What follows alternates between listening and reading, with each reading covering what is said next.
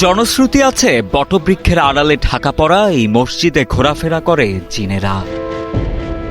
কেউ এই গাছের ডালপালা বা পাতা ছিঁড়লে তার জীবনে ঘনিয়ে আসে বিপদ। এমনকি রোগমুক্তি ও মনোবাসনা পূরণের জন্য দূর দূরান্ত থেকে এখানে ছুটে আসেন মানুষজন। একটা ছেলে ডাল কাটিছিল দিয়ে জিনে ধরো আষাঢ় বাড়ি ফেল দিয়েছিল, দিয়ে হাত পা কুকড়া হয়ে গেছিল। যাই 2-3 মাসের পর মহাসেন হুজুরের কাছে যাই মান্যতি গৈরিকা ভালো হয়েছে। তারপরে দেখ আমার ভাই এখানে ডাল কাটছিল, সে মুনিশকে এখানে ফেল দিয়েছিল। এই বট গাছ বলে জিনের বট গাছ, কিন্তু জিন টিন কই কোনোদিন জীবনে কেউ দেখেনি বা শোনেনি।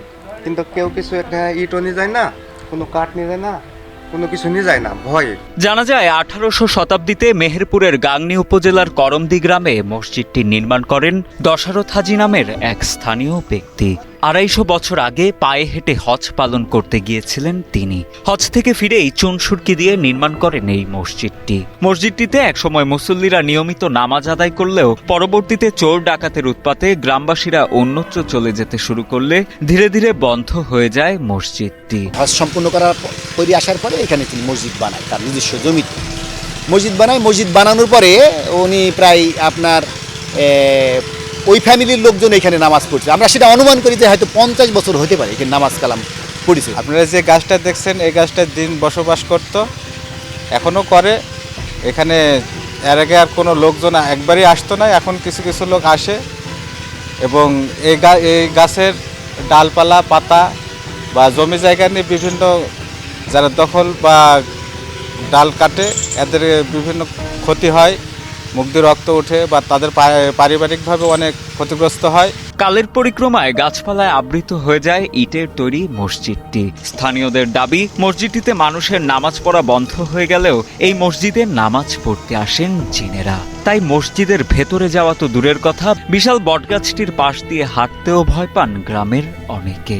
বছরের পর বছর ধরে প্রাচীন এই মসজিদ ও বটবৃক্ষকে ঘিরে যেন এক অজানা আতঙ্ক বিরাজ করছে গ্রামবাসীর মাঝে। আতঙ্ক মানে এই গাছ ধরেন অনেক জায়গার লোক দোনাইছে কাটতে পারেনি।